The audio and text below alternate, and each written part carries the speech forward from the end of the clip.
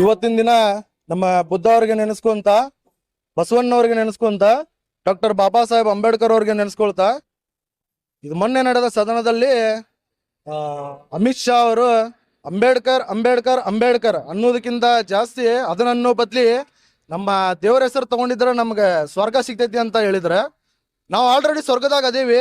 ನೀವು ಸ್ವರ್ಗ ಬೇಕಂದ್ರೆ ನೀವು ಸ್ವರ್ಗಕ್ಕೆ ಹೋಗ್ಬಿಡ್ರಿ. ಅಮಿತ್ ಶಾ ಅವ್ರೆ, ನಿಮ್ಗೆ ಹೇಳ ಅಂತೀನಿ, 100 ಸಲ ಅಲ್ಲ 1000 ಸಲ ವಿಚಾರ ಮಾಡಿ ಡಾಕ್ಟರ್ ಬಾಬಾ ಸಾಹೇಬ್ ಅಂಬೇಡ್ಕರ್ ಅವ್ರ ಬಗ್ಗೆ ಮಾತಾಡ್ರಿ. ನೀವು ಗಡಿಪಾರಾದಂತ ವ್ಯಕ್ತಿ, ನೀವು ಗಡಿಪಾರಾಗಿ ಅದು 1 ಸಲ ಅಲ್ಲ 2 ಸಲ ಗಡಿಪಾರಾದಂತ ವ್ಯಕ್ತಿ. ನೀವು ಸಂವಿಧಾನಕ್ಕೆ ಯಾಕೆ ಇಷ್ಟೊಂದು ದ್ವೇಷಿಸ್ತೀರಿ ಅಂತಂದ್ರೆ, ಮೋಸ್ಟ್ಲಿ ನೀವು ಗಡಿಪಾರಾಗಿದ್ದ ನಮ್ಮ ಕಾನೂನಿನಿಂದ, ಅದೇ ಕಾನೂನಿನಿಂದ ನೀವು ಗಡಿಪಾರಾಗಿ ಮತ್ತೆ ಅದೇ ಕಾನೂನು ಐತಿ ಅಂತ ನೀವು ಬಂದ್ ಮತ್ತೆ ಸದನದಾಗ ಕುಂತೀರಿ. ನೋಡ್ರಿ, ನಮ್ಮ ಸಂವಿಧಾನಕ್ಕೆ ಇರುವಂತ ಪವರ್ ಏನೈತಂದ್ರೆ, ನಿಮ್ಮ ನರೇಂದ್ರ ಮೋದಿ ಅವರ ಚಾ ಮಾರೋರೊಬ್ಬ ಪ್ರಧಾನ ಮಂತ್ರಿ ಆಗ್ತಾರಂತಂದ್ರೆ ಅದು ನಮ್ಮ ಡಾಕ್ಟರ್ ಬಾಬಾ ಸಾಹೇಬ್ ಅಂಬೇಡ್ಕರ್ ಕೊಟ್ಟಿರೋ ಭಿಕ್ಷೆ. ಏನ ಆ ಭಿಕ್ಷೆ ಕೊಟ್ಟೇವೆ ಅಂತಂದ್ಮೇಲೆ ಅವ್ರನ್ನ ಗೌರವಿಸ್ರಿ, ದ್ವೇಷಕ್ ಹೋಗ್ಬೇಡ್ರಿ. ನಿಮಗೆ ಅವ್ರಿಗೆ ಪೂಜ್ಸಕ್ ಆಗಿಲ್ಲ ಅಂತಂದ್ರು ಅವ್ರನ್ನ ದ್ವೇಷಕ್ ಹೋಗ್ಬೇಡ್ರಿ. ಇದ ಫಸ್ಟ್, ಇದ ಲಾಸ್ಟ್.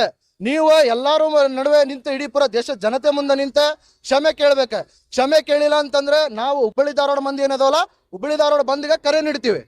ಈ ಇದಕ್ಕೂ ಹೆಚ್ಚಿ ನೀವು ಕ್ಷಮೆ ಕೇಳಿಲ್ಲ ಇಲ್ಲ ಅಂತಂದ್ರೆ ಇವ್ರ ರಾಜೀನಾಮೆಗೆ ನಾವು ಏನ್ ಮಾಡ್ಬೇಕ, ನಾವು ಹೋರಾಟ ಮಾಡ್ಬೇಕ, ನಾವು ಮಾಡ್ತೀವಿ. ಇದ್ರೊಳಗ ಜೀವ ಹೋಗ್ಲಿ ಜೀವ ಬರ್ಲಿ. ಇದೇ ಇನ್ನೊಂದ್ಸರಿ ಹೇಳ್ತೀನಿ, ಇಡೀ ಭಾರತದೊಳಗೆ ಮತ್ತೊಂದ್ಸಲಿ ರಕ್ತಪಾತ ಆಗ್ತೈತಿ ಅಂತಂದ್ರೆ ಅದಕ್ಕೆ ಅಮಿತ್ ಶಾ ಅವರ ಕಾರಣ. ಮತ್ತೊಂದ್ಸಲ ಭೀಮಾ ಕೋರೆಗಾಂವ್ ಆಗ್ತೈತಿ ಅಂತಂದ್ರೆ ಅದಕ್ಕೆ ಅಮಿತ್ ಶಾ ಅವರ ಕಾರಣ ಅಂತೇಳಿ ನಾನು ಮಾತು ಮುಗಿಸ್ತೀನಿ.